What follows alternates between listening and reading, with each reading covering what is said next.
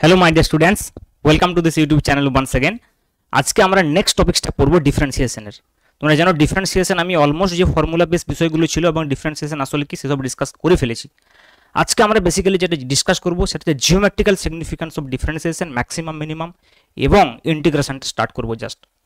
তো দেখো, তোমরা যারা নতুন দেখছো তোমাদেরকে বলে রাখি, এটা কিন্তু বেসিক ম্যাথামেটিক্সের ক্লাস চলছে ফর ফিজিক্স। বেসিক্যালি আমি এই চ্যানেলে 11-12 আপাতত 11-12 সেমিস্টার 1 এবং 12 জন্য সেমিস্টার 3 দুটো আলাদা প্লেলিস্ট বানানো আছে। তোমরা যদি নতুন হও সেখানে গিয়ে দেখতে পারো। এবং তোমরা যদি দেখো যে আমি প্রত্যেক শুক্রবার এবং রবিবার ক্লাস 11 জন্য ক্লাস আপলোড করি রাত্রি 9:30 থেকে। এবং তোমরা যদি দেখো যে প্রত্যেক মঙ্গল, বৃহস্পতি এবং শনিবার রাত্রি 9:30 থেকে আমি ক্লাস 12 জন্য ক্লাস আপলোড করে থাকি। তো যদি তোমাদের চ্যানেলে নতুন হয়ে থাকো তাহলে অবশ্যই চ্যানেলটা সাবস্ক্রাইব করবে এবং অবশ্যই বেল আইকনে ক্লিক করবে, কারণ নতুন নতুন ভিডিও পেতে গেলে অবশ্যই তোমাকে সাবস্ক্রিপশন এবং তার সঙ্গে সঙ্গে বেল আইকন ক্লিক করে রাখতে হবে। তো দেখো, আজকে বেসিক্যালি আমরা কন্টিনিউ করব আমাদের যে ডিফারেন্সিয়েশনের ক্লাসটা। তোমাদের আজকে মাধ্যমিকের রেজাল্ট বেরিয়েছে, হয়তো তোমরা অনেকে আজকে বিজি থাকবে, তবুও আমি বলবো যে একটু একটু করে যদি আমরা পড়াশোনাটা করে নিই, একটা সময় দেখবে যে আমাদের পুরো বিষয়টা আয়ত্তের মধ্যে চলে এসেছে। এবং এই basic mathematics for physics is very important and you can understand when we will start the first chapter, that is the motion of straight line.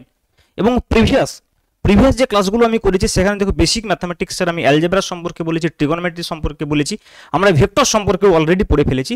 এইবার আমি ইন্টিগ্রেশন ডিফারেন্সিয়েশনটার পর কিন্তু motion and straight line start করবো। Okay, তো চলো geometrical সিগনিফিকেন্সটা আমরা একটু বুঝে নিই যে জিওমেট্রিক্যালি অ্যাকচুয়ালি ডেরিভেটিভকে কি বোঝায়, ডিওয়াই বাই ডিএক্স। আসলে ডিওয়াই বাই ডিএক্স আমরা বলেছিলাম যে differentiation of y with respect to x, যেটা আসলে specially rate of change of y with respect to x, আমরা এইভাবে বলতে পারি। এবার আমরা জিওমেট্রিক্যালি দেখবো এই বিষয়টাকে কি বলা, মানে কি অ্যাকচুয়ালি বলতে চাইছি এটা।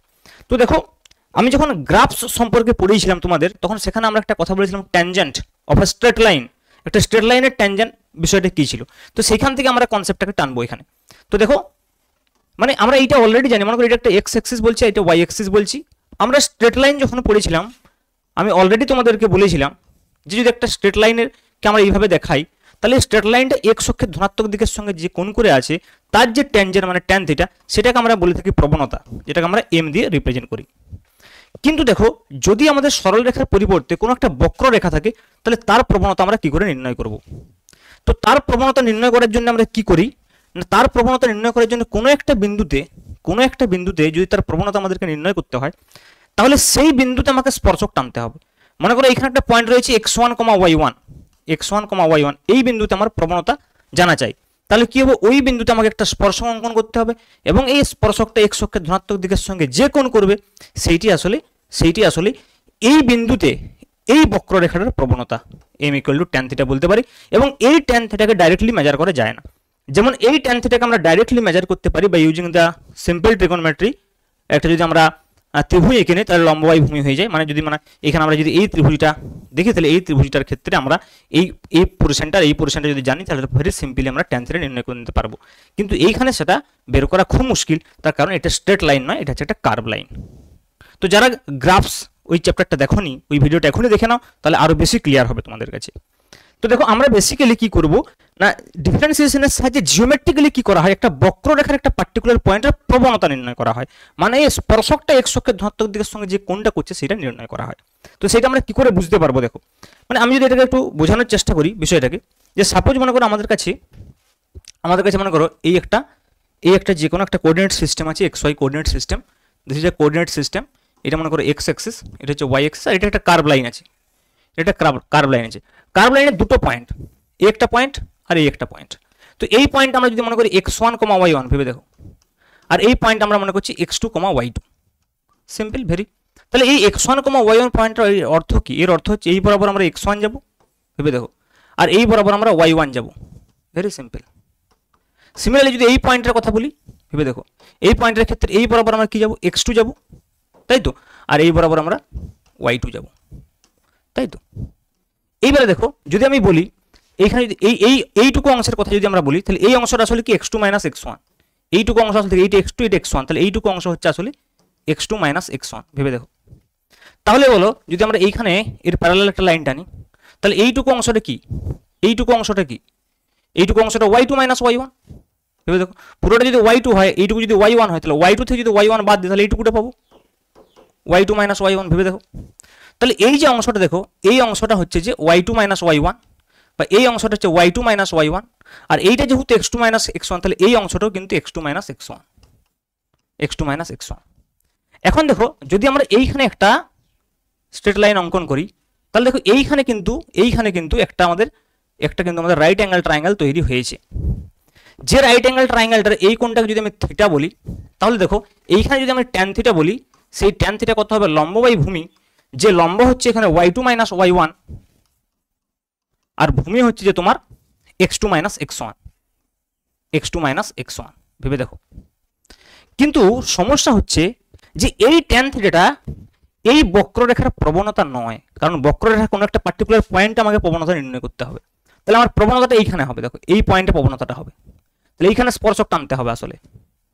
তাহলে দেখো আমি বলছি এই দুটো পয়েন্টকে যদি আমি এই জায়গাতে নিয়ে আসি, মানে এই যে বক্ররেখাটি ছিল, দেখো এই বক্ররেখাটি ছিল, যেটা আমি এই দুটো পয়েন্টের কথা বলছি, এই x1 y1, এটি x2 y2, কিন্তু আমি যদি একটা পার্টিকুলার পয়েন্টে চাই, তাহলে কি হবে না, এই যে বিষয়টা দেখো, এই পয়েন্টগুলোকে এই দুটো পয়েন্টকে কি করতে হবে, মানে এই স্ট্রেট এই বক্ররেখাটাকে আমি যদি কাটতে কাটতে নিয়ে যাই, মানে যদি আমি বলি যে আমার কাছে শুধুমাত্র এইটুকু একটা ছোট বক্ররেখা রয়েছে, দেখো, তাহলে সেটা কি হবে, মানে এই পুরো বক্ররেখাটার যদি আমি একটু স্মল এইটুকু পোর্শন নিই, সেইটুকু পোর্শন কি করে পাওয়া যাবে, তার মানে কি এইদিকে আমার x2 মাইনাস x1 এর ডিফারেন্সটা কমাতে হবে, এইটুকু অংশ যখন নেবো তখন এইটুকু আর এইটুকু, ভেবে দেখো, তাহলে এইটুকু হবে আর এইটুকু হবে।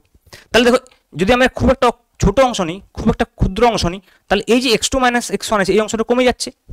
তাহলে দেখো, যদি আমরা এটাকে টানতে টানতে একদম একটা পার্টিকুলার পয়েন্টে নিয়ে আসি, সেই পার্টিকুলার পয়েন্টে কি হবে, দেখো x2 মাইনাস x1 নেই বললেই চলে, মানে x2 মাইনাস x1 যে ডিফারেন্সটা সেটা প্রায় জিরোর কাছাকাছি। দেখো তাহলে এই y2 মাইনাস y1 কে যদি আমরা ডেল্টা y বলি, আর x2 মাইনাস x1 কে যদি আমরা ডেল্টা x বলি, তাহলে ডেল্টা xটা মানে x এর যে ডিফারেন্সটা সেটা একদমই কম হয়ে যাচ্ছে, সঙ্গে সঙ্গে y এর যে ডিফারেন্সটা সেটাও একদম কম হয়ে যাচ্ছে। ভেবে দেখো, বিষয়টা ভালো করে বুঝো। এইটা হচ্ছে একটা কার্ভ লাইন, এই কার্ভ লাইনটা দুটো পয়েন্ট আছে, এই পয়েন্ট হচ্ছে x1, y1, এই পয়েন্ট হচ্ছে x2, y2।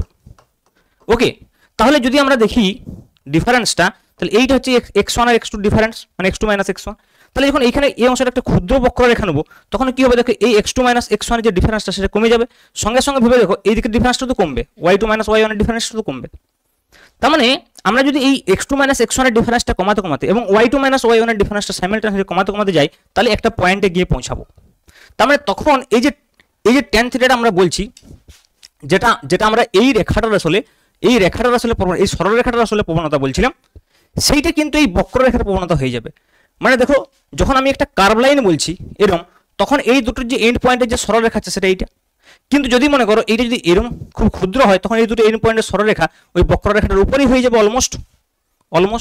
তার মানে তখন এই যে সরলরেখার যেটা প্রবণতা আমরা বলেছি, এই সরলরেখাটার সেটাই বক্ররেখার প্রবণতা হয়ে যাবে, যদি আমরা একটা খুব ক্ষুদ্র অংশের কথা ভাবি। ওকে, তার মানে বিষয়টা কি, ক্ষুদ্র অংশটা কখন হচ্ছে না, যখন ডেল্টা x টেন্ডস টু 0 হচ্ছে। তার মানে দেখো, যদি আমরা বলি যে limit delta x tends to 0 del y by del x, তখন এই যে সরলরেখার প্রবণতাটা সেটাই এই বক্ররেখার প্রবণতা হয়ে যাচ্ছে, এবং তখন এটাকে আমরা বলতে পারি very simply by definition of differentiation dy by dx। তার মানে আলটিমেটলি কি দাঁড়ালো, এই বক্ররেখার কোনো একটা বিন্দুর প্রবণতা যদি আমাকে জানতে হয়, তাহলে ওই বিন্দুতে আমাকে y এর সাপেক্ষে x এর ডিফারেন্সিয়েশন করতে হবে। তাহলে আমরা যদি x1, y1 বিন্দুতে, বা এটা কোনো একটা পার্টিকুলার পয়েন্ট মনে করে x, y বিন্দুতে যদি কোনো একটা বক্ররেখার প্রবণতা নির্ণয় করতে চাই, তাহলে ওই বিন্দুতে আমাকে ডিফারেন্সিয়েশন করতে হবে dy by dx at the point x, y। আশা করি ব্যাপারটা বোঝা গেল। তাহলে এই যে ডিফারেন্সিয়েশনের জিওমেট্রিক্যাল সিগনিফিকেন্স আসলে কি না, বক্ররেখার কোনো একটা বিন্দুর প্রবণতা, dy dx আসলে বক্ররেখার কোনো একটা বিন্দুর প্রবণতা। তাহলে আমরা প্রথমে কি করলাম, আমরা একটা বক্ররেখার যে দৈর্ঘ্যটা সেটা একটু বেশি নিলাম, তার ফলে কি হচ্ছে, তার যে এন্ড পয়েন্ট, দুটো এন্ড পয়েন্টকে যোগ করলে যে সরলরেখা পাচ্ছি, এইটা হচ্ছে সেই সরলরেখার প্রবণতা। এবার যদি আমরা দেখি যে সরলরেখার প্রবণতাটা যেটা আমরা পাচ্ছি, সেইটাই কোনো একটা বিন্দুর বক্ররেখার প্রবণতা হয়ে যাবে, মানে এই দুটো এন্ড পয়েন্টে যে সরলরেখা, সেটা অ্যাকচুয়ালি যদি আমরা এই বক্ররেখার খুব কাছাকাছি দুটো পয়েন্টকে যোগ করি, তাহলে সেটা বক্ররেখার উপরেই পড়ছে, এবং যদি এই টেন্ডস টু 0 করে দিই, তাহলে একটা পার্টিকুলার পয়েন্টে চলে যাবে, এই ডিফারেন্সটা একটা পার্টিকুলার পয়েন্টে চলে যাবে। তখন সেই পয়েন্টের যে যে del y by del x সেটা আসলে ডিওয়াই বাই ডিএক্স দেখা যাচ্ছে। তার মানে বেসিক্যালি সেটা কি ওই বিন্দুতে প্রবণতা, তাহলে ওই বিন্দুতে যে প্রবণতা সেটা কি আসলে ডিওয়াই বাই ডিএক্স। তাহলে দেখো আমাদেরকে যদি কোনো একটা কোয়েশ্চেন দেওয়া হয় যে সাপোজ আমাকে বলে দিয়েছে মনে করো যে আমার একটা ফাংশন আছে y is equal to x square, 1,1 বিন্দুতে বক্ররেখাটির প্রবণতা নির্ণয় করো। ভালো করে ভেবে দেখো, বক্ররেখাটির প্রবণতা নির্ণয় করো। কিভাবে আমরা করতে পারবো? বক্ররেখাটির প্রবণতা নির্ণয় করো,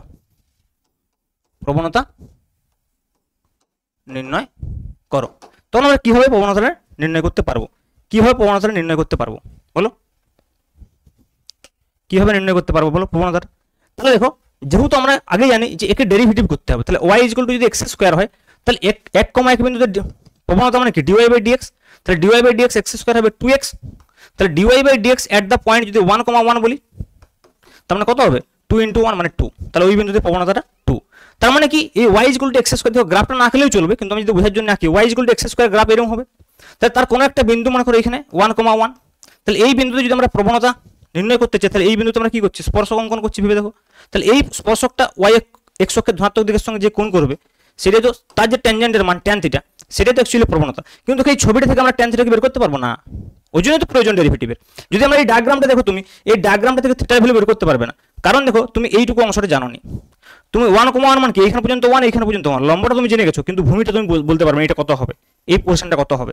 তাহলে আমরা ট্যান থিটা এখানে ডাইরেক্ট নির্ণয় করতে পারছি না, কিন্তু বাই ডেফিনেশন আমরা দেখলাম যে ডিওয়াই ডিএক্স টা আসলে ওই বিন্দুর প্রবণতা। তাহলে আমরা বলতে পারি যেহেতু ডিওয়াই ডিএক্স ইকুয়াল টু 2, তার মানে আমরা বলতে পারি ট্যান থিটা ইকুয়াল টু 2, তার মানে থিটাটা ট্যান ইনভার্স 2 হবে। তার মানে ট্রিগোনোমেট্রি ইউজ না করে ট্যান থিটা লম্ব ভূমি ইউজ করছি না, ডিওয়াই বাই ডিএক্স ইউজ করছি, তারপরে আমরা ট্যান থিটাটা পেয়ে যাচ্ছি। সেটা আমরা বলতে পারি ইকুইভ্যালেন্ট, যে এখান থেকে আমরা থিটাটা বের করতে পারি। কিন্তু আসলে আমাদের বক্ররেখার প্রবণতা নির্ণয় করার জন্য কোনো বিন্দুতে আমার কিন্তু ডাইরেক্টলি এরকম কিছু করার দরকার নেই।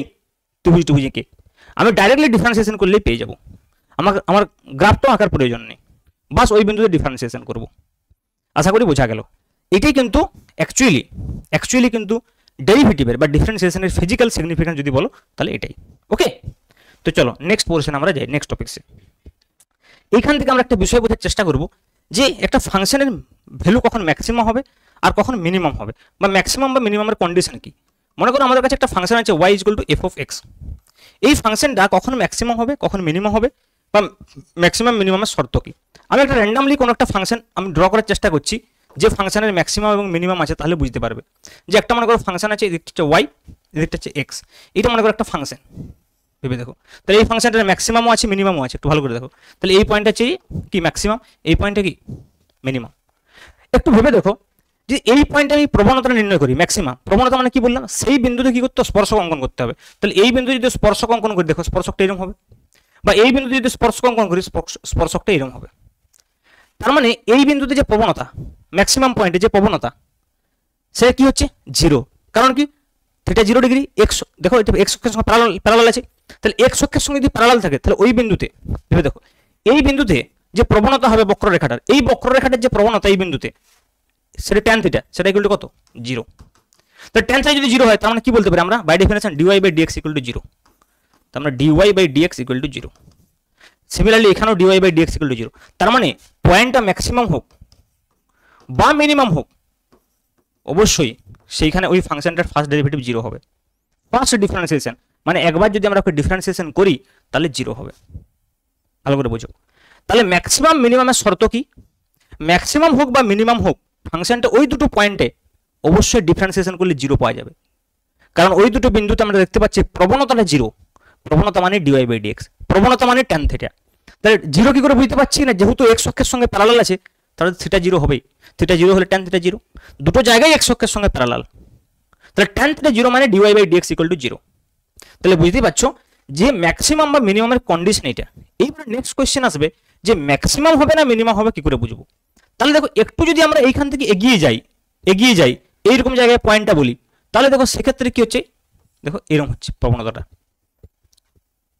স্পর্শকটা এরকম হচ্ছে না। তাহলে স্পর্শকটা যদি এরকম হয় সেটা তুমি ভেবে দেখো, একটু ভেবে দেখো, এটা এক্স অক্ষের ধনাত্মক দিকের সঙ্গে যে কোণটা করছে সেটা কিন্তু 90 ডিগ্রির থেকে বেশি, তার মানে প্রবণতা নেগেটিভ হবে, প্রবণতা নেগেটিভ হবে। কার প্রবণতা নেগেটিভ হবে, এই যে সরল যে স্পর্শকটা এঁকেছে সেই স্পর্শকটার যে চেঞ্জ হচ্ছে, দেখো মানে প্রবণতাটা যে চেঞ্জ হচ্ছে, প্রথমত এখানে প্রবণতা ছিল, তারপরে প্রবণতাটা এইদিকে চলে এসে যদি একটু সামনাসামনি কোনো একটা কাছাকাছি যদি একটা পয়েন্ট নিই, মানে এই পয়েন্টটা থেকে যদি আমি এই পয়েন্টটাতে এগিয়ে যাই, তাহলে দেখো প্রবণতাটা চেঞ্জ হচ্ছে। মানে কে চেঞ্জ হচ্ছে, কে চেঞ্জ হচ্ছে, ডিওয়াই বাই ডিএক্স চেঞ্জ হচ্ছে। কার সাপেক্ষে চেঞ্জ হচ্ছে, এক্স এর সাপেক্ষে। D dx of dy dx, ভালো করে বুঝো। প্রথমে ছিল ওয়াই, ওয়াই এর চেঞ্জ হচ্ছে এক্স এর সাপেক্ষে, তাহলে ডি ডিএক্স অফ ওয়াই প্রবণতা। কিন্তু যদি প্রবণতাটারই চেঞ্জ হয়, মানে ডিওয়াই বাই ডিএক্স এর যদি চেঞ্জ হয়, তাহলে d dx of dy by dx, এই যে d dx of dy by dx বলছি, দেখো এইটা কি হচ্ছে, এর মানটা কিন্তু নেগেটিভ, কারণ থিটা গ্রেটার দেন 90 ডিগ্রি, তার মানে এটা লেস দেন 0। ভেবে দেখো, তাহলে ম্যাক্সিমাম পয়েন্টে কি হবে, সেকেন্ড ডেরিভেটিভটা লেস দেন 0 হবে। D dx of dy dx মানে সেকেন্ড ডেরিভেটিভ, মানে একবার ডিফারেন্সিয়েশন করেছি, ওকে আরেকবার করা হচ্ছে। দেখো তাহলে এটাকে লেখা হয় এরকম হবে, d two y dx two, তাহলে এইটা হচ্ছে লেস দেন 0। তার মানে ব্যাপারটার কিছুই নয়, ব্যাপারটা হচ্ছে কি না, প্রথমত এই dy by dx equal to 0 হলে আমরা বলতে পারি যে ওই পয়েন্টে ম্যাক্সিমাম মান আছে বা মিনিমাম মান আছে। কারণ দেখো ম্যাক্সিমামের ক্ষেত্রে ডিওয়াই বাই ডিএক্স 0, মিনিমামের ক্ষেত্রে ডিওয়াই বাই ডিএক্স 0। কিন্তু মিনিমাম হবে না ম্যাক্সিমাম হবে কি করে বুঝবো, আরেকবার ডেরিভেটিভ করে দেখতে হবে।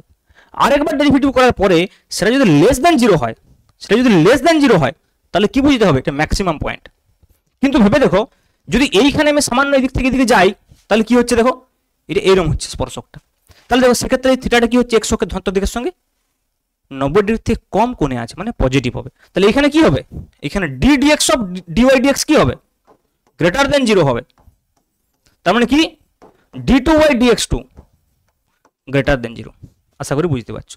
তাহলে দেখো কোনো একটা ফাংশন যদি তোমাকে দেওয়া থাকে এবং যদি জানতে হয় যে ফাংশনটার ম্যাক্সিমাম মান আছে নাকি মিনিমাম মান আছে, ম্যাক্সিমাম বা মিনিমাম মান আছে কিনা, তাহলে কি করতে তোমাকে প্রথমবার ডিফারেন্সিয়েশন করে দেখতে হবে 0 হচ্ছে কিনা। যদি প্রথমবার ডিফারেন্সিয়েশন করলে 0 হয়, তার মানে ওই পার্টিকুলার পয়েন্টে ফাংশনটার ম্যাক্সিমাম মান আছে বা মিনিমাম মান আছে। ম্যাক্সিমাম আছে না মিনিমাম আছে কি করে বুঝবো, আরেকবার ডিফারেন্সিয়েশন করতে হবে। আরেকবার ডিফারেন্সিয়েশন করার পরে যদি নেগেটিভ আসে, তাহলে বুঝতে হবে ম্যাক্সিমাম মান আছে, আর যদি পজিটিভ আসে তাহলে বুঝতে হবে মিনিমাম মান আছে। আমি একটা এক্সাম্পল নিলে তোমরা বুঝতে পারবে, ভেরি সিম্পল এক্সাম্পল নিচ্ছি। দেখো ভেরি সিম্পল এক্সাম্পল নিচ্ছি। মনে করো আমাদের কাছে একটা ফাংশন আছে, y equal two suppose x square minus 2x, এটা মনে করো ফাংশন রয়েছে। আমি জিজ্ঞেস করছি প্রথমে যে মানে কোথায় এর ম্যাক্সিমাম মিনিমাম পয়েন্ট আছে, ল্যাঙ্গুয়েজ লেখার প্রয়োজন নেই, বাস এটাই দেখো। মনে করো y equal to x square minus 2x আছে, তাহলে এর ম্যাক্সিমাম মান থাকতে পারে, মিনিমাম মান থাকতে পারে, দুটোই থাকতে পারে, যে কোনো একটা থাকতে পারে। কিভাবে আমি চেক করব, আমাকে প্রথমে ফাংশনটার প্রথমবার ডেরিভেটিভ করতে হবে। তাহলে ফার্স্ট ডেরিভেটিভ আমরা কি বলছি, ফার্স্ট ডেরিভেটিভ আমি নিলাম মনে করো ডিওয়াই বাই ডিএক্স। তাহলে ডিওয়াই বাই ডিএক্স ইকুয়াল কত হবে, দেখো 2x minus 2, dy by dx হলো 2x মাইনাস 2। এখন dy by dx equal to 0 করলাম, ভেবে দেখো, তার মানে কি 2x minus 2 is equal to 0, তার মানে কি 2x ইকুয়াল টু 2, তার মানে x ইকুয়াল টু 1। এর মানে কি x ইকুয়াল টু 1 এ, x equal to 1 A either maximum আছে নাইদার মিনিমাম আছে, হয় ম্যাক্সিমাম না হয় মিনিমাম হবে, x ইকুয়াল দুটো তো একসঙ্গে থাকবে না। তাহলে দেখো যেহেতু আমার ফার্স্ট ডিফারেন্সিয়েশনটা x ইকুয়াল টু 1 এ 0 হচ্ছে, দেখো ফার্স্ট ডিফারেন্সিয়েশন 0 করলে x ইকুয়াল টু 1 বেরোচ্ছে, তাহলে উল্টো দিক থেকে কি বলতে পারি যে x equal to 1 A first differentiation 0 হচ্ছে ফাংশনটার, তার মানে অবশ্যই ফাংশনটার ম্যাক্সিমাম বা মিনিমাম মান আছে। কিন্তু x ইকুয়াল টু 1 এ ফাংশনটার ম্যাক্সিমাম আছে না মিনিমাম আছে কি করে বুঝবো, ফাংশনটার ম্যাক্সিমাম আছে নাকি মিনিমাম আছে কি করে বুঝবো, এটা আরেকবার ডেরিভেটিভ করতে হবে। তাহলে দেখো একবার ডেরিভেটিভ করে আমরা কি পেয়েছিলাম, ডিওয়াই বাই ডিএক্স করে 2x মাইনাস 2। যদি আরেকবার ডেরিভেটিভ করি তাহলে d2y বাই dx2 লিখবো, আর এইদিকে ডান সাইডে আরেকবার ডেরিভেটিভ করবো, তাহলে 2 ইনটু x এর ডেরিভেটিভ 1 মাইনাস 0, তার মানে 2 হয়ে গেল, এটা গ্রেটার দেন 0। তাহলে গ্রেটার দেন 0 হলে কি হয়, সেকেন্ড ডেরিভেটিভ মিনিমাম, দেখো সেকেন্ড ডেরিভেটিভ গ্রেটার দেন 0, দুইটা গ্রেটার দেন 0, তার মানে কি x ইকুয়াল টু 1 এ, x ইকুয়াল টু 1 এ মিনিমাম মান থাকবে, মিনিমাম মান থাকবে ফাংশনটার। ভেবে দেখো x ইকুয়াল টু 1 এ ফাংশনটার মিনিমাম মান থাকবে, এবং সেই মিনিমাম মানটা কত হবে না, এখানে x এর জায়গায় y বসিয়ে 1 বসিয়ে দিলে হবে। তাহলে 1 স্কোয়ার মাইনাস 2 ইন্টু 1, তার মানে 1 মাইনাস 2 ইকুয়াল টু মাইনাস 1। তার মাইনাস 1 হচ্ছে ফাংশনটার সবচেয়ে মিনিমাম ভ্যালু, मैक्सिमम वैल्यू नहीं, इनफाइनाइट हो सकते हैं, ठीक है। তাহলে দেখো নেক্সট দেখো আমরা কি বলবো, নেক্সট দেখো আমরা কি বলবো, আমি আরেকটা एग्जांपल দিয়ে বোঝানোর চেষ্টা করছি তোমাকে। সাপোজ মনে করো একটা ফাংশন আছে y ইকুয়াল টু মনে করো ফাংশন আছে যে kx স্কয়ার, এই বলি x কিউব দিয়ে বলি তাহলে বুঝতে সুবিধা হবে, 3x কিউব মাইনাস 1, এরকম মনে করো ফাংশন আছে আমার কাছে 3x কিউব মাইনাস 1। আমি জানতে চাইছি বা 3x কিউব মাইনাস 3 বলি, 3x³ মাইনাস 3 বলি। আমি জানতে চাইছি কি না এই ফাংশনটার ম্যাক্সিমাম ভ্যালু আছে নাকি মিনিমাম ভ্যালু আছে, ম্যাক্সিমাম ভ্যালু আছে নাকি মিনিমাম ভ্যালু আছে এবং কোথায় আছে। তাহলে কি করতে হবে, আমাকে প্রথমে ফার্স্ট ডিফারেন্সিয়েশন করতে হবে। তাহলে dy/dx করলে কত হবে বলো, 9x² মাইনাস 3। ভেবে দেখো এই তিনটে দিকে 9x² মাইনাস 3, 3 ডিফারেন্সিয়েশন কত হবে, 0 হয়ে যাবে। 3 ডিফারেন্সিয়েশন কি হবে, 0 হয়ে যাবে। তাহলে 3x করি নাকি, তাহলে বুঝতে সুবিধা হবে। 3x করি তাহলে মাইনাস 3 হবে। আমি রাখতে চাইছি আর কি বিষয়টাকে, ঠিক আছে, না হলে তোমাদের বুঝতে একটু অসুবিধা হবে যদি অভ্যাস হয়ে যায় ব্যাপারটা। তাহলে 3x³ মাইনাস 3x ফাংশনটা নিয়েছি, তার ফার্স্ট ডিফারেন্সিয়েশন করলাম, তাহলে 9x² মাইনাস 3 হলো। তাহলে ফার্স্ট ডিফারেন্সিয়েশনটা 0 করলে বোঝা যাবে যে পয়েন্টটা কত, যে পয়েন্টে ম্যাক্সিমাম বা মিনিমাম আছে। তাহলে 9x² মাইনাস 3 ইকুয়াল টু 0, মানে ফার্স্ট ডিফারেন্সিয়েশনটা 0 করছি। তাহলে 9x² ইকুয়াল টু 3, তাহলে x² ইকুয়াল টু কত হচ্ছে দেখো, 3/9 মানে 1/3। তাহলে x ইকুয়াল টু কত হবে দেখো, প্লাস মাইনাস 1/√3, মানে দুটো ভ্যালু পাচ্ছি আমরা x এর, একটা প্লাস 1/√3 একটা মাইনাস 1/√3, হতে পারে একটাই ম্যাক্সিমাম একটাই মিনিমাম, দেখা যাক। এইবারে দেখো এই পয়েন্টে ম্যাক্সিমাম বা মিনিমাম আছে, ম্যাক্সিমাম আছে না মিনিমাম আছে কি করে বুঝবো, এই ফাংশনটাকে আরেকবার ডিফারেন্সিয়েশন করব। তাহলে দেখো dy/dx তো অলরেডি আমাদের জানা যে 9x² মাইনাস 3, তো একে যদি আরেকবার ডিফারেন্সিয়েশন আমরা করি তাহলে কি হবে, d2y/dx2 হয়ে যাবে, that is equal two 18x 18x। এবার তুমি বলো এটা যদি 18x হয় তাহলে এই 18xটা পজিটিভ কখন হবে, যখন x ইকুয়াল টু পজিটিভ হবে। তার মানে দেখো x ইকুয়াল টু যদি প্লাস 1/√3 বলি তাহলে এইখানে কি হচ্ছে না d2y/dx2 হয়ে যাচ্ছে কি না গ্রেটার দেন 0। তার মানে এইখানে কি আছে, মিনিমাম আছে, তাই তো, গ্রেটার দেন 0 হলে মিনিমাম। আর ডায়াগ্রামটা দেখো, গ্রেটার দেন 0 হলে মিনিমাম দেখো, আর লেস দেন 0 হলে ম্যাক্সিমাম। এটা কিন্তু বুঝতে হবে ব্যাপারটা। তাহলে এবারে যদি আমরা বলি যে x ইকুয়াল টু মাইনাস 1/√3 তে কি হচ্ছে না d2y/dx2 দেখো লেস দেন 0 হয়ে যাবে, কারণ এখানটায় মাইনাস বসলেই ওটা কি হবে, মাইনাস হয়ে যাবে। x এর জায়গায় যদি মাইনাস 1/√3 বসানো হয় তাহলে এটা মাইনাস হয়ে যাবে, প্লাস 1/√3 বসালে প্লাস হয়ে যাবে। তাহলে প্লাস মানে গ্রেটার দেন 0, মাইনাস মানে লেস দেন 0। তাহলে সেক্ষেত্রে কিন্তু বুঝতে পারছো যে ফাংশনটা কিন্তু ম্যাক্সিমাম ভ্যালু থাকবে, আর এখানে হলে ফাংশনটা মিনিমাম ভ্যালু থাকবে। তাহলে এইভাবে কোনো একটা ফাংশন যখন তোমার কাছে দেওয়া থাকবে, সেই ফাংশনটার ম্যাক্সিমাম ভ্যালু আছে নাকি মিনিমাম ভ্যালু আছে, মানে কোনো একটা পার্টিকুলার পয়েন্টে ম্যাক্সিমাম আছে নাকি মিনিমাম আছে, সেটা জানার জন্য আমাকে ফার্স্ট ডিফারেন্সিয়েশন করতে হবে। তাহলে পয়েন্টটা বেরিয়ে আসবে যে পয়েন্টে ম্যাক্সিমাম বা মিনিমাম থাকতে পারে। তারপরে সেকেন্ড ডেরিভেটিভ ওই পয়েন্টে বসেই দেখতে হবে যে সেটা পজিটিভ আসছে নাকি নেগেটিভ আসছে। পজিটিভ এলে কি হবে মিনিমাম, নেগেটিভ এলে কি হবে ম্যাক্সিমাম। বাস, কেন হচ্ছে সেটাও আমি কিন্তু বুঝিয়ে দিয়েছি by using the geometrical significant. Okay, so this is all about the maximum, minimum and the geometrical interpretation of differentiation. Okay, এইবারে দেখো আমরা আরেকটা যে আমাদের পোর্শন ছিল সেটা হচ্ছে ইন্টিগ্রেশন, সেইটা আমরা স্টার্ট করে দিই। আজকে ইন্টিগ্রেশনটা স্টার্ট করব, নেক্সট ক্লাসে অবশ্যই আমরা শেষ করে দেওয়ার চেষ্টা করব। তাহলে ইন্টিগ্রেশনটা আসলে কি, ইন্টিগ্রেশনকে বলা হয় যে এটা হচ্ছে ডিফারেন্সিয়েশনের একটা opposite process, reverse process of differentiation আমি বলতে পারি। এক কথায় যদি তুমি আমাকে বলতে পারো তাহলে এটা আমরা এটাই বলার চেষ্টা করব যে this is just a reverse process of differentiation, reverse process of differentiation. এটার মানে কি, ডিফারেন্সিয়েশন এটার মানে কি দেখো এখনই বুঝবে। আমরা অলরেডি ডিফারেন্সিয়েশন জেনে গেছি। মনে করো সাপোজ আমি বলছি একটা ফাংশন আছে, মনে করো আমার y is equal two x², ভেবে দেখো। তো এই ফাংশনটা যদি আমরা ডিফারেন্সিয়েশন করি আমরা কি বলবো না dy/dx ইকুয়াল টু 2x, তাই তো। তাহলে যদি আমরা ক্রস মাল্টিপ্লিকেশন করি তাহলে dy ইজ ইকুয়াল টু কত হবে না 2x ইন্টু dx, ভেবে দেখো হবে কি হবে না ক্রস মাল্টিপ্লিকেশন করলে। এইবারে দেখো যদি আমরা dy এর ইন্টিগ্রেশন করি না তাহলে সেটা y পাওয়া যাবে। উল্টো দেখো y এর ডিফারেন্সিয়েশন কি হয়েছে, y এর ডিফারেন্সিয়েশন হচ্ছে dy, মানে এই d সিম্বলটা মানে কি বোঝাচ্ছে, এখানে উইথ রেসপেক্ট টু x বলেছি বলে dx টা নিচে লিখেছি, dx টা এইদিকেও লিখতে পারি, অসুবিধা তো নেই।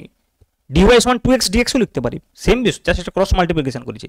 মানে মধ্যে কথা হচ্ছে y এর ডিফারেন্সিয়েশন হচ্ছে dy আসলে, এবার উইথ রেসপেক্ট টু হুইচ বলে সেটা আমরা লিখি। মনে করো ইন জেনারেল যদি বলি y এর ডিফারেন্সিয়াল চেঞ্জ কত হবে dy, তাহলে y এর ডিফারেন্সিয়েশন dy, তাহলে যদি উল্টো দিক থেকে dy এর ইন্টিগ্রেশন করি তাহলে y পাওয়া যাবে। কি বললাম বুঝতে পারলে? তাহলে ডিফারেন্সিয়েশনের চিহ্ন কি না y এর ডিফারেন্সিয়েশন আমরা বলি dy, তাহলে dy এর ইন্টিগ্রেশন আমরা কিভাবে লিখবো এরকম ভাবে, এটা হচ্ছে ইন্টিগ্রেশনের সাইন, ভালো করে বুঝো, এটা হচ্ছে ইন্টিগ্রেশন সাইন। এই যে সাইন দেখতে পাচ্ছ এস টাইপের, এটাকে ইন্টিগ্রেশন বলা হয়। তাহলে এই ইন্টিগ্রেশন যে dy এইটা মানে হচ্ছে যে y, ভালো করে বুঝো, এটা ফর্মুলা বা বলতে পারো রিভার্স প্রসেস। তাহলে ওয়াই এর ডিফারেন্সিয়েশন যদি ডিওয়াই হয় তাহলে ডিওয়াই এর ইন্টিগ্রেশন করলে হবে ওয়াই। তাহলে ডিওয়াই এর যে ইন্টিগ্রেশন করা হচ্ছে সেটা বোঝানোর জন্য এই চিহ্নটা দেওয়া থাকে। মানে মনে করো যেমন যদি জেড বলি, জেড এর যদি ডিফারেন্সিয়েশন বলি ডিজেড, তাহলে ডিজেড এর ইন্টিগ্রেশন হবে কিন্তু জেড। ক্লিয়ার? সিমিলারলি যদি আমরা বলি ডিপি তাহলে ইন্টিগ্রেশন করি তাহলে পি। মানে ইন্টিগ্রেশন করলে তুমি বলতে পারো যে এই যে ডিটা আছে ইন্টিগ্রেশন করলে এই ডিটাকে নালিফাই করে দেবে, ডিটাকে উড়িয়ে দেবে, তাহলে এখানে হয়ে যাবে অনলি পি। বুঝলে ব্যাপারটা? তোমরা ইন্টিগ্রেশন ডিটি মানে টি করে বুঝো। এটা ভেরি সিম্পল বিষয় যে ডিফারেন্সিয়েশনকে যদি আমরা ইন্টিগ্রেশন করি তাহলে আগের ফাংশনটা ফিরে আসবে, আগের ফাংশনটা ফিরে আসবে। আশা করি এই বিষয়টা ক্লিয়ার হয়ে গেছে। এইবারে দেখো বিষয়টা, এইবারে বিষয়টা একটু বোঝার চেষ্টা করো। বিষয়টা হচ্ছে যে তাহলে y equal to x square dy equal to ওখান থেকে পেলাম 2x dx। তাহলে দেখো dy সমান আমরা কি পেয়েছি 2x dx।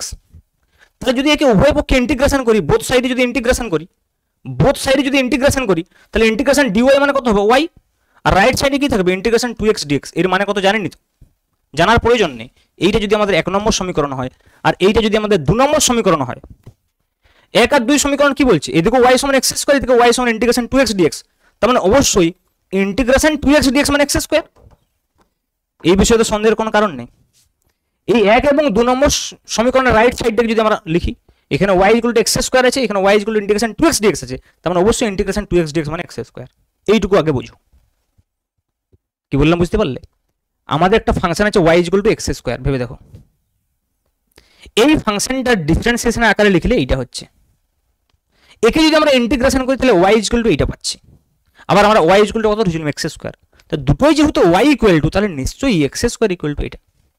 যেমন ধরো আমি আরো একটা एग्जांपल নিই তাহলে তুমি বুঝতে সুবিধা হবে। মনে করো সাপোজ আমি বলছি যে y ইকুয়াল টু, দেখো ভেবে দেখো y ইকুয়াল টু আমি বলছি যে x কিউব, তাহলে dy বাই dx সমান 3x স্কয়ার। এটা ইকুয়েশন নাম্বার 1। তাহলে dy কত হবে 3x স্কয়ার dx। তাহলে উভয় পক্ষে ইন্টিগ্রেশন করো, তাহলে y কত হবে integration 3x square dx, equation number 2। এবারে বলো এই দুটো সমীকরণ আমাকে কি বলছে, x কিউব মানে এটা, তাহলে integration 3x square dx equal to x cube. ভালো করে বোঝো। কিন্তু এখানে একটা সমস্যা আছে। কি সমস্যা না, দেখো এই যে y equal to x cube যদি লিখে আমরা যা পাচ্ছি, যদি মনে করো y equal to x cube plus 2 লিখতাম তাই পেতাম।